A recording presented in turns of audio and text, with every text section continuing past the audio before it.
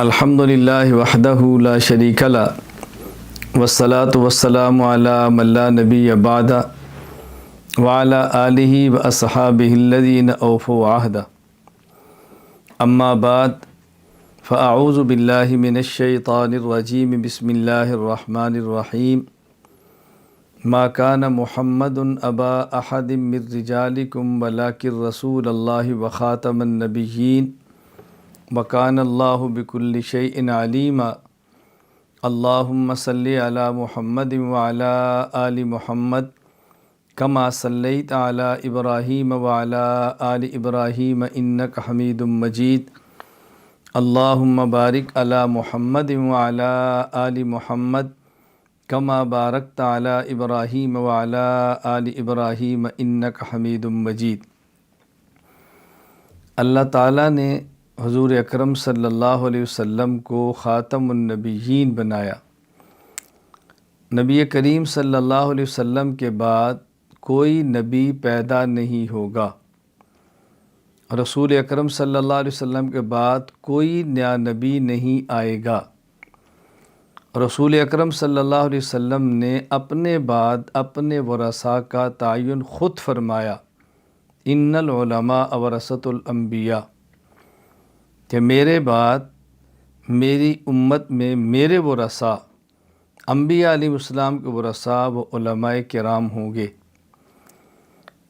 پھر نبوت کا کمال وہ کمال علمی ہے۔ جس طرح انبیاء علیہ السلام میں باہمی فضیلت کی بنیاد علم ہے، جس نبی کے پاس جس قدر علم ہے اسی قدر اس نبی کی فضیلت دیگر انبیاء علیہ السلام پر ہے۔ اس پر تفصیلی گفتگو قاسم العلوم والخیرات بانی دارالعلوم دیوبند مولانا محمد قاسم ننوتوی رحمہ اللہ تعالیٰ نے تحذیر الناس میں فرمائی ہے۔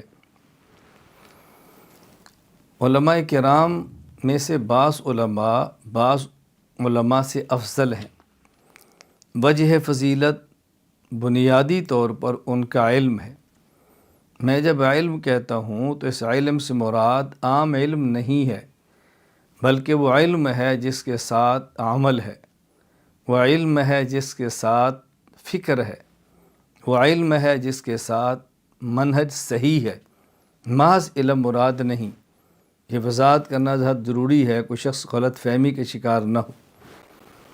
پھر رسول اکرم صلی اللہ علیہ وسلم کے صحابہ کرام میں سے بعض کا علم بعض سے بہت زیادہ تھا، جن میں صدیق اکبر رضی اللہ تعالیٰ عنہ سب سے ممتاز ہیں۔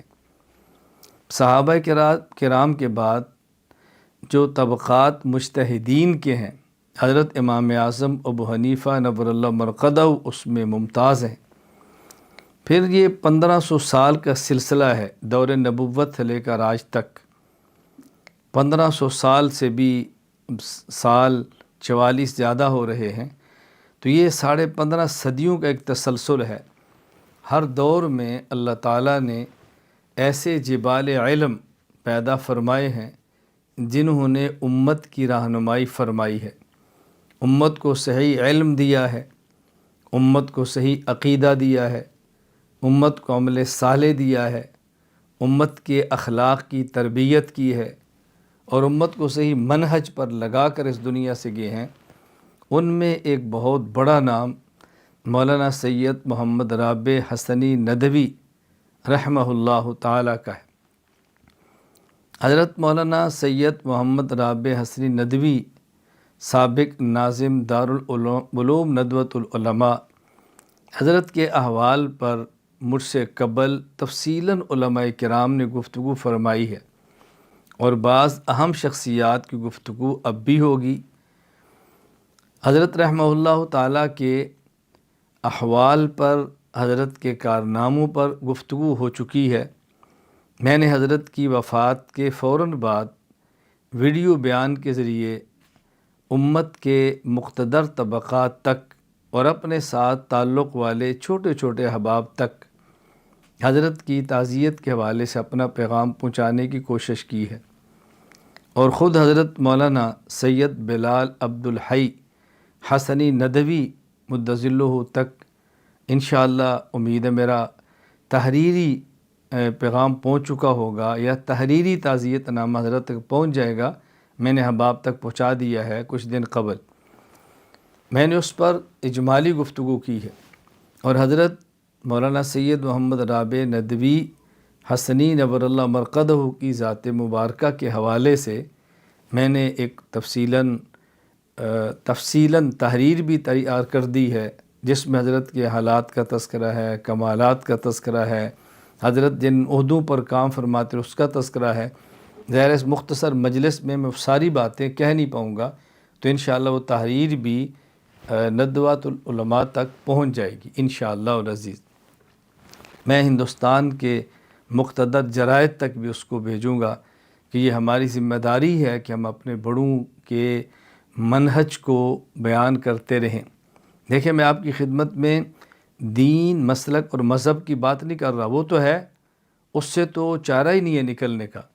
نہ ہم دین کو چھوڑ سکتے ہیں جو کہ منصوصات قطعیات کا نام ہے، جس سے نکلنا دائرہ اسلام سے نکلنا ہے، نہ ہی ہم مسلک کو چھوڑ سکتے ہیں جو کہ منصوص ظنیات کا نام ہے، جس سے نکلنا دائرہ اہل سنت والجماعت سے نکل جانا ہے، اور نہ ہی ہم اپنے مذہب کو چھوڑ سکتے ہیں کہ اپنے مذہب کو چھوڑنا آوارگی کی طرف نکل جانا ہے، اور نہ ہی ہم اپنے اکابر کے منہج کو چھوڑ سکتے ہیں کہ اکابر کے دیے منہج سے نکل جانا راہ راست سے بھٹک جانا ہے، اور پھر مسائل پیدا ہوتے ہیں جس کو سنبھالنا عام شخص کے بس میں نہیں ہوتا۔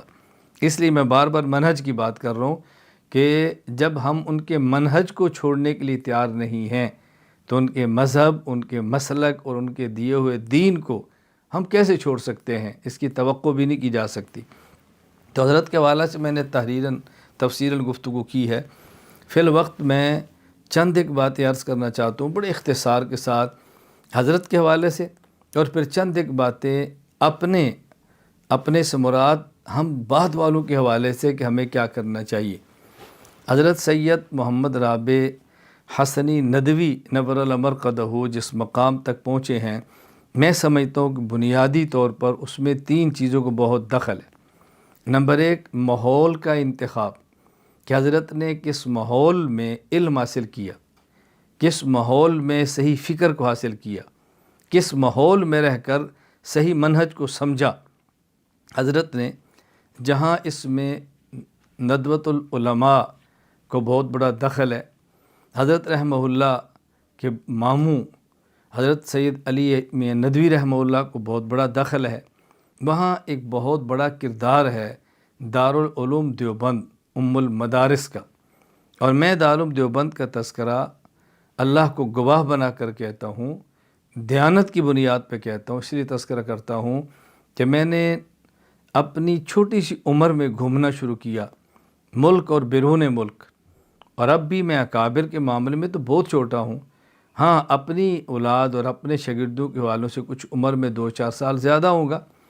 میں نے جہاں تک دیکھا ہے صحیح معنوں میں علم، عقیدہ، عمل، اخلاق اور ظاہری وضاقتہ جو ماضی قریب میں اور حال میں دارالعلوم دیوبند نے دی ہے، اس کی مثال پیش کرنا شاید ناممکن ہو۔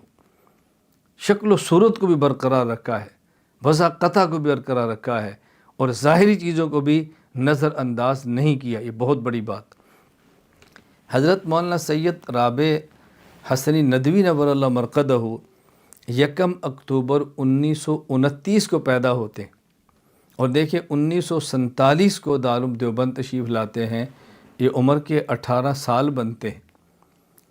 یہ شباب کا عالم ہے، جوانی کا عالم ہے، اور 1 سال تک دارالعلوم دیوبند میں رہ کے حضرت علوم کی تکمیل فرماتے ہیں، اور کس ماحول میں رہ کر اپنی تربیت کروا رہے ہیں، ذرا اندازہ فرمائیں۔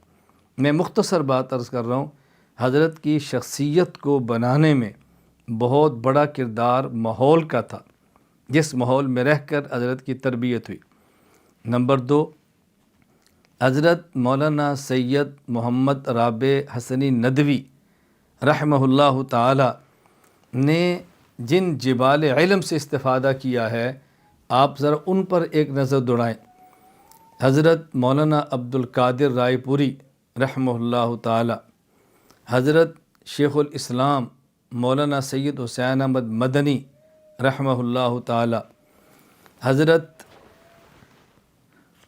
مولانا شیخ الحدیث محمد زکریہ کاندلوی رحمہ اللہ تعالی، حضرت مولانا محمد الیاس بانی تبلیغ رحمہ اللہ تعالی، حضرت مولانا محمد احمد پرتاپ گڑھی رحمہ اللہ تعالی، حضرت مولانا ابرار الحق ہردوئی رحمہ اللہ تعالی، اور حضرت مولانا ابو الحسن سید علی حسنی ندوی رحمہ اللہ تعالی، ان جبال علم سے اور علم و تقوی کے آسمانوں سے حضرت نے استفادہ فرمایا ہے، علم حاصل کیا ہے، اخلاق حاصل کیے ہیں، صحیح منہج کو حاصل کیا ہے۔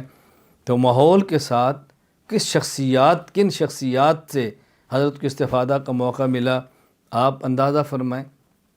استفادے کے لیے سبق پڑھنا اتنا اہم نہیں ہے، استفادہ کے لیے کسی کے بیان کو سننا اتنا اہم نہیں ہے، جتنا اہم کسی شخص سے صحبت میں رہ کر براہ راست اس سے فکر اور کڑن اور درد کو حاصل کرنا ہے۔ جب انسان اچھے ماحول میں جائے اور اچھی شخصیات کے پاس بیٹھے، اس کا ارادہ حاصل کرنے کا نہ ہو تب بھی کچھ نہ کچھ ملتا ہے۔ گندے ماحول اور گندے افراد کے پاس بیٹھے تو غلاظت حاصل کرنے کا ارادہ نہ بھی ہو تب بھی غلاظت کے چھینٹے پڑتے ہیں۔ یہ وہ باتیں ہیں جو اہل علم مجھ سے بہتر جانتے ہیں اور مجھ سے بہتر طور پر سمجھتے ہیں۔ ابھی یعنی ان دنوں میں گزشتہ شب میرے پاس چونکہ مہمانوں کی آمد تھی، کچھ انگلینڈ سے آئے، وہ گئے تو پھر دوسرے آئے، پھر اس کے بعد ابو ظبی کے تھے، پھر صبح یونان کے تھے، تو میرے پاس جو تشریف میرے لیے لائے تو بعض تو آئے استنبول اور مجھے ملے، اور بعض آئے ہی میرے لیے۔ تو میں نے کہا آپ ہوٹل میں نہ ٹھہریں، میرے گھر میں ٹھہریں۔ تو میں نے ان سے ایک بات کی کہ میں نے آپ کو ہوٹل میں رہنے سے کیوں منع کیا ہے؟ آپ گناہ کے ارادے سے نہیں جائیں گے، لیکن گناہ کے ماحول میں رہتے ہوئے اس کے اثرات مرتب ضرور ہوں گے۔ استغفار، توبہ، رونا دھونا اور کڑنا ہوگا تو کچھ چھینٹیں کم ہوں گی۔ تو اگر آپ اس ماحول میں ہی نہیں جائیں گے تو اس کو دھونے کے لیے آپ کو نہانے کی اور صفائی کی ضرورت نہیں پڑے گی۔ تو ماحول کا خیال کریں۔ میں بات عرض کرنا چاہ رہا ہوں کہ حضرت رحمۃ اللہ علیہ کو جن شخصیات سے استفادہ کا موقع ملا، ان میں سے ہر ایک اپنے دور کا مینارہ نور ہے، مینارہ علم ہے، مینارہ عمل ہے۔ میں اب ان شخصیات کی ذات کے حوالے سے گفتگو نہیں کرتا، ورنہ میں ایک ایک شخص کی ایک واقعہ بھی عرض کروں۔ اللہ اکبر! حضرت رائے پوری، حضرت مدنی، حضرت کاندلوی، حضرت مولانا الیاس اور حضرت پرتاپ گڑھی، حضرت ہردوئی، حضرت علی میاں، تو آپ سمجھ سکتے ہیں کہ بات کہاں تک جائے۔ ان میں سے حضرت ہردوئی رحمہ اللہ تعالی کو تو میں نے براہ راست دیکھا ہے، حضرت کو بہت قریب سے دیکھنے کا موقع ملا ہے، اور بعض ایسے مواقع بھی ہیں کہ جس میں میرے علاوہ 4 یا 5 احباب اور ہوں گے جن نے ان مناظر کو دیکھا ہوگا۔ میں اس پر بات نہیں کر رہا، میں صرف یہ کہہ رہا ہوں کہ حضرت رحمۃ اللہ علیہ ایک مقام تک پہنچے تھے، ان میں سب سے بنیادی چیز ایک ماحول تھا، اس کے بعد شخصیات سے استفادہ تھا۔ نمبر 3، حضرت رحمہ اللہ تعالیٰ نے علم تو کئی اشخاص سے حاصل کیا، استفادہ کئی شخصیات سے کیا، لیکن اپنی تربیت کا محور علمی حوالے سے، اخلاق کے حوالے سے، تحریر کے حوالے سے، نظر و فکر کے حوالے سے ایک شخص کو بنایا، اس کا نام تھا سید ابو الحسن علی میاں ندوی رحمہ اللہ تعالی۔ مجھے حضرت سے عقیدت بھی ہے اور میرا حضرت کے ساتھ سلسلہ بھی ہے۔ میں اب اپنے حوال پہ تو بات نہیں کرتا، حضرت ندوی رحمہ اللہ کے حوالے سے صرف ایک بات کہنا چاہتا ہوں کہ آج سے تقریباً 2.25 سال یا 2.5 سال قبل متحدہ عرب امارات ابو ظبی میں میری ملاقات ہوئی مولانا محمد یونس پالن پوری دامت برکاتہم سے۔ ہماری ایک علمی مجلس ہوئی جو 1.5-2 گھنٹے تک مشتمل تھی۔ تو حضرت نے اختتام پر مجھے فرمایا کہ نامعلوم میرے دل میں بار بار یہ داعیہ پیدا ہو رہا ہے کہ مولانا علی میاں ندوی رحمہ اللہ تعالیٰ نے جو مجھے سلاسل اربع میں اجازت دی تھی، میں چاہتا ہوں کہ آپ کو وہی اجازت دوں جس طرح حضرت نے مجھے فرمایا تھا کہ مولانا یونس میں چاہتا ہوں کہ جو اکابر سے میں نے کچھ لیا ہے وہ آپ کے حوالے کروں، تو میں چاہتا ہوں کہ جو میں نے حضرت سے لیا ہے وہ علمی اور روحانی نسبت آپ کو دوں، یہ ہمارے ذمے ہے کہ امانت آگے منتقل کریں۔ تو حضرت فرمایا میں ان سلاسل میں آپ کو اجازت دیتا ہوں۔ تو اس حوالہ سے دارالعلوم ندوۃ العلماء اور حضرت مولانا ابوالحسن علی میاں ندوی رحمہ اللہ تعالیٰ سے مجھے یہ نسبت بھی حاصل ہے کہ ایک واسطہ سے میرے حضرت کے ساتھ ایک اصلاحی اور خانقاہی اور یہ اخلاقی تعلق بھی موجود ہے۔ یہ وہ ہمارے روابط اور نسبتیں اور تعلقات ہیں کہ جس پر میں فخر کرتا ہوں اور ہمیں ان سلاسل پر فخر کرنا چاہیے۔ تو تیسری بات حضرت مولانا سید محمد رابع حسنی ندوی رحمہ اللہ تعالی میں جو تھی کہ ایک شخص ان کو ایسا ملا کہ جس کے حوالے انہوں نے کلیتاً خود کو ان کے سپرد کر دیا۔ یہ بہت بڑی بات ہے، کیونکہ آدمی کئی ایک اساتذہ سے علم حاصل کرتا ہے، کئی ایک اساتذہ سے استفادہ کرتا ہے، کئی ایک علماء کی تحریرات کو پڑھتا ہے، لیکن کسی ایک کو اپنی تربیت کا محور اور مرکز بنانا ضروری ہے۔ میں اپنے ہاں مرکز اہل سنت والجماعت میں جو اساتذہ کرام ہیں وہ بحمد اللہ تعالیٰ چونکہ تمام کے تمام میرے شاگرد ہیں، میں ان کی خدمت میں ایک بات عرض کیا کرتا ہوں کہ یہ بات اچھی طرح سمجھ لیں، قاعدہ سے لے کر قرآن کریم کے حفظ تک اور ایک چھوٹی سی صرف اور نحو اور فارسی کے رسالہ سے لے کر کتابچے سے لے کر صحیح بخاری سے مسلم اور شمائل ترمذی تک ہمارے جتنی بھی کتب ہیں کئی اساتذہ سے ہم نے پڑھی ہیں، لیکن ہمیں یہ دیکھنا ہے ان تمام سے میرے دنیاوی نہیں دینی علمی اخلاقی مفادات کس سے ہیں۔ مفادات کا معنی میں استفادہ زندگی بھر کن سے کر سکتا ہوں، میں کن سے رابطہ رکھ کے اپنی تربیت بھی مزید کرا سکتا ہوں اور ترقیات بھی مجھے کیسے مل سکتی ہیں۔ ان میں اہم میرے لیے کون ہے جو عالمی حالات کو بھی سمجھتا ہو، اپنے مقامی ماحول کو بھی سمجھتا ہو، اس کی علوم پر بھی دسترس ہو، اس کی فتنوں پر بھی دسترس ہو، فتنوں کے رد پر بھی اس کی نظر ہو، یہ سب چیزیں جہاں ہوں تو آپ تمام اساتذہ کرام کی قدر کریں، تمام اساتذہ کرام کی عزت کریں، تمام اساتذہ کرام کی محبت کریں، لیکن کسی ایک کے دامن سے خود کو کلیتاً وابستہ کر دیں کہ اگر اس استاذ اور دیگر اساتذہ کی رائے کے درمیان کبھی اللہ نہ کرے اختلاف کا موقع آئے تو آپ نے ترجیح کس کو دینی ہے۔ تو حضرت مولانا سید محمد رابع حسنی ندوی نور المرقدہ کی یہ خصوصیت تھی کہ حضرت نے پھر خود کو ایک ہی شخص کے حوالے کیا اور اس شخص نے بھی رشتہ خون کا بھی تھا، ماموں تھے، رشتہ تلمس کا بھی تھا کہ استاذ تھے، رشتہ روحانیت کا بھی تھا کہ وہ مرشد تھے، تو تین رشتے یکجا ہو گئے۔ تو اب بتائیں ترقیات نے تو قدم چومنا تھا، حضرت نے آگے تو بڑھنا تھا، یہ چیزیں تو ملنی تھی۔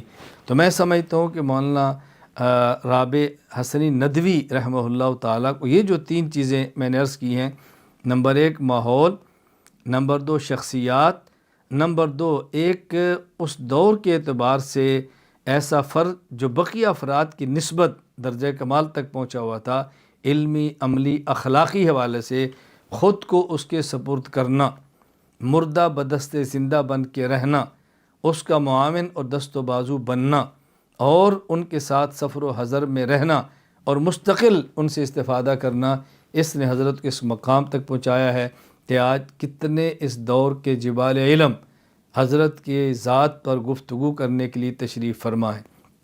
کئی یہ کر چکے ہیں، کئی یہ کریں گے۔ میں بطور خاص آج کی مجلس میں تین حضرات کا نام لیتا ہوں۔ نمبر ایک حضرت اقدس سید مولانا ارشد مدنی حفظہ اللہ تعالی، جو ہمارے بڑے ہیں، ہمارے بڑوں کی اولاد ہیں۔ نمبر دو حضرت مفتی مولانا ابوالقاسم نعمانی دامت برکاتہم بڑے ہیں، بڑی جگہ پر تشریف فرما ہے۔ حضرت مولانا سید بلال عبدالحی حسنی ندوی دامت برکاتہم، جو حضرت مولانا محمد رابع حسنی ندوی رحمہ اللہ تعالیٰ کے اس وقت جانشین ہیں اور دارالعلوم ندوۃ العلماء کے موجودہ ناظم ہیں۔ میں ان تین کا بطور خاص ذکر کر رہا ہوں، باقی سب کے میرے علم میں نام بھی نہیں ہیں اور ساری تفصیلات میرے علم میں نہیں ہیں۔ میں عرض یہ کرنا چاہ رہا ہوں کہ آج مولانا کا یہ ایک علمی کمال تھا، قد کاٹ تھا، ان کی قربانیاں تھی کہ ہم بیٹھے ہیں۔ میں تو بہت چھوٹا ہوں، مجھے کوئی بات کہتے ہوئے بہت عجیب لگتا ہے۔ میں ویسے عرض کر دیتا ہوں کہ چونکہ میرے ہاں ہفتہ اور اتوار ترکی وقت کے مطابق شام 7 بجے سے لے کر 9 بجے تک تخصص فی العقائد الاسلامیہ کا میرا سبق ہوتا ہے، اور جب مجھ سے دستک میڈیا کے ذمہ دار مولانا مولانا مہدی حسن سلمہ نے رابطہ فرمایا اور حضرت کے حوالے سے گفتگو کرنے کا فرمایا، تو میں نے اپنے سبق کو مؤخر کیا، لیکن اس مجلس کو مؤخر نہیں کیا۔ تو میں نے مرکز اطلاع کی آج میرے سبق کو 1 گھنٹہ مؤخر کر دیں، میری مجبوری ہے کہ میں نے اس مجلس کے اندر شرکت کرنی ہے۔ میں اپنی سعادت سمجھتا ہوں اور میں اپنے لیے اعزاز سمجھتا ہوں کہ میں اپنے اکابر کے ساتھ جڑ کر چلوں۔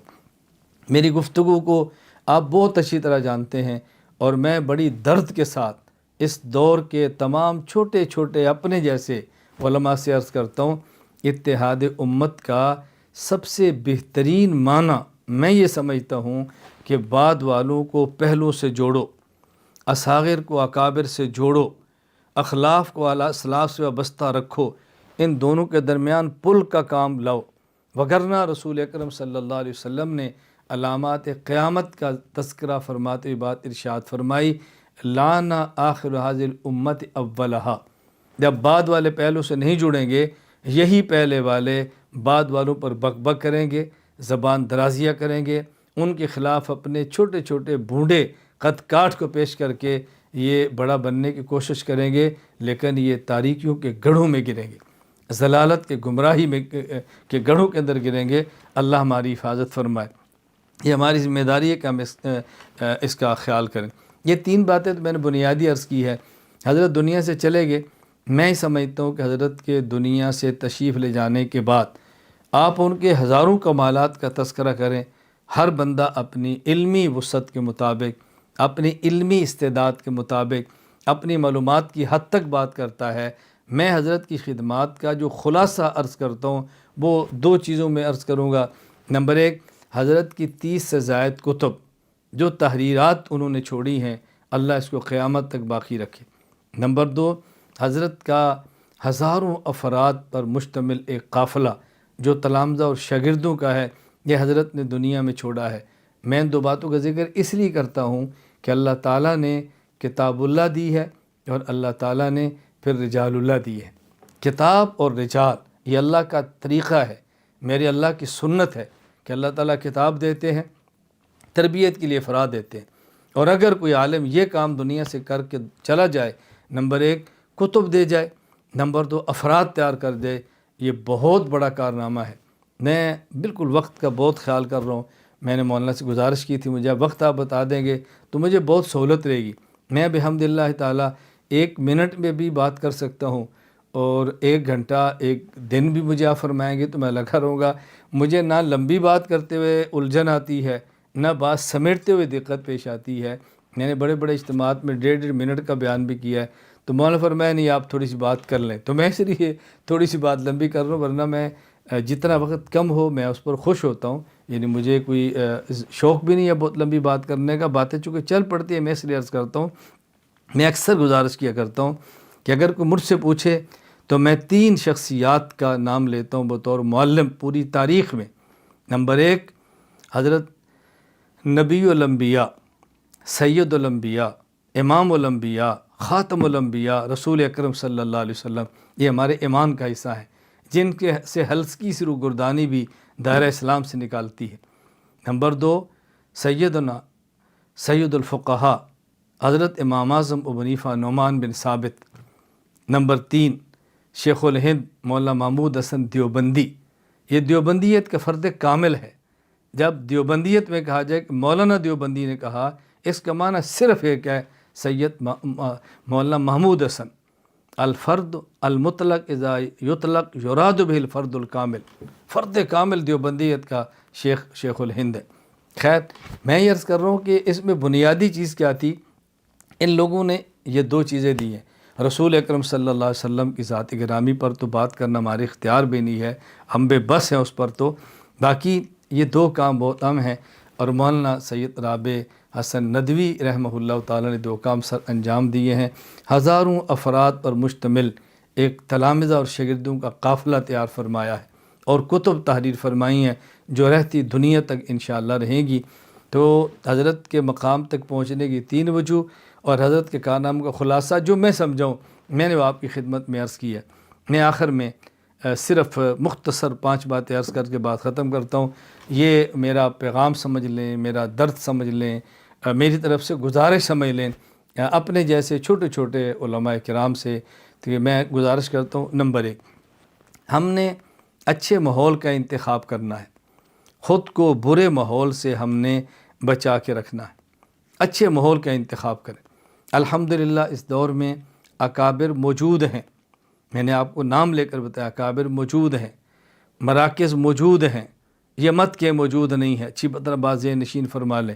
جب اللہ فرما رہے اتقوا اللہ وکونوا مع الصادقین، تقوی اختیار کرو، جس کا حل صادقین فی تقوی کی صحبت اور معیت میں رہو۔ یہ کیسے ہو سکتا ہے؟ اللہ تعالیٰ وہ نسخہ پیش فرمائے جو دنیا میں موجود نہ ہو، موجود ہیں۔ نمبر 1، ہم اچھے ماحول کا انتخاب کریں۔ نمبر 2، ہم شخصیات کا انتخاب کریں، نہ ہر کسی کو سنیں، نہ ہر کسی کو پڑھیں، نہ ہر کسی کو سنیں، نہ ہر کسی کو پڑھیں۔ بس سننا ہے تو سوچ سمجھ کر، پڑھنا ہے تو سوچ سمجھ کر۔ اپنے پاس علوم کم ہیں تو اپنے اکابر سے، اپنے اساتذہ سے پوچھو، میں کس کو سنوں، کس کو نہ سنوں، میں کس کو پڑھوں اور کس کو نہ پڑھوں۔ عام طور پہ کہا جاتا ہے کہ انظر الی ما قال لا تنظر الی من قال، یہ نہ دیکھو کہنے والا کون ہے، یہ دیکھو کیا کہتا ہے۔ یہ مبتدی کے لیے نہیں ہے، یہ منتہی کے لیے ہے۔ میں جملے کا انکار نہیں کرتا، یہ مبتدی کے لیے نہیں ہے، یہ منتہی کے لیے ہے۔ یہ اس شخص کے لیے نہیں ہے جو حق اور باطل میں فرق نہیں کر سکتا، یہ اس کے لیے ہے جو حق اور باطل میں فرق کر سکتا ہے۔ یہ نہ دیکھو کہنے والا کون ہے، یہ دیکھو کیا کہتا ہے، یہ مبتدی کے لیے ہے، یہ منتہی کے لیے۔ مبتدی کو دیکھنا چاہیے سب سے پہلے، یہ دیکھو کہنے والا کون ہے، پھر دیکھو کیا کہتا ہے۔ تو ہم نے پہلے دیکھنا ہے کہ کہنے والا کون ہے، اور پھر دیکھنا ہے کہ کیا کہتا ہے۔ ہاں، جب اللہ آپ کو وسعت عطا فرمائے، حق اور باطل میں امتیاز ہو جائے، تو پھر آپ جو چاہیں کریں۔ میں اس پر بڑے اختصار سے ایک واقعہ پیش کرتا ہوں۔ ابھی ماضی میں قریب میں فوت ہوئے ہیں دارالعلوم دیوبند کے صدر المدرسین حضرت مولانا مفتی سعید احمد پالنپوری نور اللہ مرقدہ۔ میں چونکہ بہت چھوٹا ہوں، اس لیے ہر وقت اپنے کام میں رہتا ہوں، اور اپنے چھوٹے پن اور کام کی وجہ سے بہت کم مجھے سننے کا موقع ملتا ہے، لیکن جن کو میں تھوڑا تھوڑا بھی سنتا ہوں، ان میں ایک نمایاں نام مولانا پالنپوری حضرت مفتی سعید احمد رحمہ اللہ تعالیٰ کے، ایک نام حضرت مولانا علامہ خالد محمود رحمہ اللہ تعالیٰ کا ہے جو لندن میں انتقال فرمائے۔ نمبر 3، حجت اللہ فی الارض رئیس المناظرین مولانا محمد امین اکاڑوی رحمہ اللہ تعالیٰ کا ہے۔ مجھے جب بھی موقع سننے کا ملے یا میرا جی چاہے تو میں انہی حضرات کو سنتا ہوں۔ خیر، حضرت مولانا سعید احمد پالنپوری رحمہ اللہ اپنا واقعہ خود بیان فرمایا کہ میں سہارنپور میں تھا، درجہ رابعہ میں تھا، وہاں سخت پابندی تھی کہ کسی بھی طالب علم نے مودودی کی کتاب کو نہیں پڑھنا۔ یہ شکایت آنے کی دیر تھی کہ اس کا اخراج ہو جاتا۔ تو انہوں نے فرمایا میں دروازے کے کواڑ کے پیچھے چھپ کے مودودی کتاب پردہ پڑھ رہا تھا۔ مفتی یحییٰ رحمہ اللہ تشریف لائے درسگاہ میں، دیکھ لیا اور مجھے کچھ نہیں کہا۔ فرمایا کہ دارالفتہ آنا۔ حضرت چونکہ دارالفتہ بیٹھتے تھے تو فرماتا ہے میں حضرت کے پاس چلا گیا تو حضرت نے مجھے فرمایا کہ مودودی کو ابھی نہ پڑھو، جب پڑھنا ہوگا میں بتاؤں گا۔ فرمایا بس اتنی بات ختم ہوگی۔ حضرت فرماتے ہیں کہ اس کے بعد میں، آپ اندازہ فرمائیں، سہارنپور پڑھا، پھر دارالعلوم دیوبند پڑھا، یہ فرمانے لگے کہ میرا ایک وقت گزرا، نہ سہارنپور پڑھا، پھر دارالعلوم دیوبند آیا، میری تعلیم کے اوقات، پھر میں دیوبند میں ایک اور مدرسہ تھا وہاں مدرس رہا، تقریباً 15 سال فرمایا گزرے۔ اس 15 سال کے بعد حضرت کا مجھے خط موصول ہوا کہ اب تم مودودی کو پڑھ سکتے ہو۔ 15 سال بعد خط آیا کہ اب تم پڑھ سکتے ہو۔ حضرت فرماتے تھے کہ ہمارے اکابر اس قدر اہتمام فرماتے تھے کہ آپ نے کس کو پڑھنا ہے۔ میں گزارش ہی کر رہا ہوں، نمبر 1 ہم اچھے ماحول کا انتخاب کریں، نمبر 2 ہم اہم شخصیات کا انتخاب کریں پڑھنے کے حوالے سے اور سننے کے حوالے سے، نمبر 3 ہم میں سے ہر شخص کسی شیخ طریقت اپنے مرشد کے ساتھ خود کو وابستہ کر کے اپنے علم کے رخ کو سیدھا رکھنے کے لیے بیعت کا سلسلہ قائم کریں۔ اگر علم صحیح نہ ہو تو انسان ضلالت کے گڑھے میں گرتا ہے، اگر علم انسان کا تگڑا ہو اور لگام کسی کے ہاتھ کے اندر نہ ہو تو اس کی مثال پھر اس بہترین اور طاقتور گھوڑے کی ہے کہ جس کا کوچوان طاقتور نہ ہو۔ وہ جب دوڑتا ہے ٹانگے کو مارتا ہے، سواریاں برباد کرتا ہے، خود بھی تباہ ہوتا ہے۔ تو جتنا علم تگڑا ہو اتنا ہی شیخ تگڑا ہونا ضروری ہے۔ ہمیں اپنی لگام کسی کے ہاتھ میں دینی چاہیے، بے لگام ہو کر کبھی دین کا کام نہ کریں، بہت الجھنیں پیدا ہوئی۔ صرف علم ہو تو خشکی پیدا ہوتی ہے، الہات کے دروازے کھل جاتے ہیں، اور اگر صرف ذکر اور خانقاہ ہو اور ساتھ علم نہ ہو تو پھر بدعات کے دروازے کھل جاتے ہیں۔ الہات اور بدعات سے بچ کے اگر کام کرنا ہے تو علم کے ساتھ ذکر کا ماحول بہت ضروری ہے، اور وہ کسی شیخ کی صحبت کے بغیر ممکن نہیں۔ مولانا سید رابع حسنی ندوی رحمہ اللہ تعالیٰ نے اس کا اہتمام فرمایا ہے۔ تو بس میں گزارش کروں گا ہم اچھے ماحول کا انتخاب کریں، اچھی شخصیات کا انتخاب کریں اور کسی شیخ کا انتخاب کریں۔ اللہ ہم سب کو قدر کرنے کی توفیق عطا فرمائے۔ میں اس مجلس کے آخر میں بطور خاص حضرت مولانا ارشد مدنی دامت برکاتہم، مفتی ابوالقاسم نعمانی دامت برکاتہم، سید بلال عبدالحی حسنی ندوی دامت برکاتہم، میں حضرت کا تہ دل سے شکریہ بھی ادا کرتا ہوں کہ اس مجلس کے اندر میری معلومات کے حد تک تشریف فرما ہے، اور دستک میڈیا کا کہ جنہوں نے اس کا اہتمام فرمایا۔ میں بس ایک بطور مزاحک بات کہہ دیتا ہوں، مجھے ہندوستان کے ایک جید شخص نے رابطہ کیا اور کہا آج جو آپ کا پروگرام ہو رہا ہے یہ کن کے محتاط ہے، یہ کون لوگ ہیں؟ تو کوئی چھوٹے سے لوگ لگتے ہیں جو پروگرام کرا رہے ہیں، ہر بندے کی اپنی رائے ہوتی ہے۔ میں نے انہیں کہا کہ پہلی بات ہے کہ چھوٹے نہیں، دوسری بات ہے کہ چھوٹا جتنا بھی چھوٹا ہو جب وہ بڑوں کی سرپرستی میں ہو تو اس کو چھوٹا نہیں کہا جاتا۔ از خود کوئی کام کرے تو بڑا بھی چھوٹا ہوتا ہے، اور چھوٹا کسی کے زیر سایہ ہو تو وہ چھوٹا بھی بڑا ہوتا ہے۔ اور دوسری بات ہے کہ ہمیں دیکھنا چاہیے، ہمیں ایک پلیٹ فارم ملا ہے اکابر کی، چونکہ ہر ایک کی رائے بڑی سوچ الگ ہوتی ہے نا، تو میری فکر چونکہ بالکل الگ ہے، میں تو دیہات کو نہیں چھوڑتا، شہر کو نہیں چھوڑتا۔ میں نے عرض کیا بات بہت لمبی ہوتی ہے۔ حضرت مولانا مفتی زرولی صاحب رحمہ اللہ تعالی، حضرت کے یہاں جامعہ اصلوں میں ختم بخاری تھا، اور حضرت کا مزاج آپ بڑی اچھی طرح جانتے ہیں، کسی کو بلانا یہ بڑی عجیب سی بات تھی۔ حضرت نے خود ختم بخاری کروانی تھی، تو حضرت نے ختم بخاری سے 2 روز قبل مجھے فون فرمایا کہ میری خواہش ہے کہ آپ ہمارے ختم بخاری کے درس کے اندر آؤ۔ حضرت کا جامعہ کراچی میں تھا اور میں کراچی ہی میں تھا، تو میں نے حضرت سے کہا حضرت میرا چونکہ 2 دن بعد ایک اہم پروگرام ہے اور پنجاب کے ہے، تو میں انشاءاللہ دیکھتا ہوں کوئی ترتیب بن سکتی ہے کہ نہیں۔ جب فون بند ہوا تو میرے ساتھ وہاں کراچی کے میری شورا کے احباب موجود تھے، تو میں نے کہا آپ کی کیا رائے ہے؟ تو انہوں نے کہا استاد جی وہ پنجاب کے دیہات کا پروگرام آپ ختم کر دیں، مفتی زرولی صاحب دامت برکاتہم کے سٹیج کو نہ چھوڑیں، ہزاروں علماء ہوتے ہیں یا کسی کو بلایا جاتا ہے تو آپ اس کو نہ چھوڑیں۔ تو میں نے ان سے کہا کہ مفتی صاحب دامت برکاتہم بڑے ہیں، ان کو کئی بڑے مل جائیں گے، وہ جو چھوٹا سا دیہات ہے ان کے پاس میں نہ گیا تو ان کو کون سا مولوی ملے گا، تو میرے لیے بہت مشکل ہے۔ خیر میں پنجاب کے دیہات میں چلا گیا، رات جلسے سے فارغ ہوا، صبح 8 بجے فلائٹ لے کر بھی میں کراچی آیا تو 10:30 نہیں پہنچ سکتا تھا، تو میں نے وہاں کے خادم کو فون کیا، انہوں نے فوراً مفتی صاحب کو فون دیا، تو سٹیج پر ہی مفتی صاحب سمجھے شاید آ رہا ہے، تو میں نے کہا 8 بجے میں لاہور ہوں، 2 گھنٹے سفر ہے، اگر میں پہنچوں گا بھی تو آپ کے پروگرام ختم وقت ہوگا، تو میرا خیال ہے میرے لیے آنا مشکل ہوگا۔ مفتی صاحب رحمہ اللہ فرمانے لگے ہمارے پاس آئے تو ہزاروں ہیں، ہم بلاتے کسی کو ہیں، لیکن مولانا کی مصروفیتیں نہیں آ سکے، میں گزارش کر رہا ہوں کہ میں نے اتنے بڑے اسٹیج کو ایک دیہات کی وجہ سے چھوڑ دیا.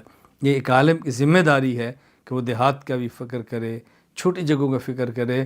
میں نے عرض کیا ان باتوں کو میں اپنی تحریر میں ذکر کر چکا ہوں کہ مولانا رابع حسنی ندوی رحمہ اللہ نے کس طرح بڑے ہونے کے باوجود بھی آبائی علاقے چھوٹی چھوٹی جگہوں کو نظر انداز نہیں فرمایا تھا. تو وقت کم ہے, میں نے اس لیے بہت کم گفتگو کی ہے.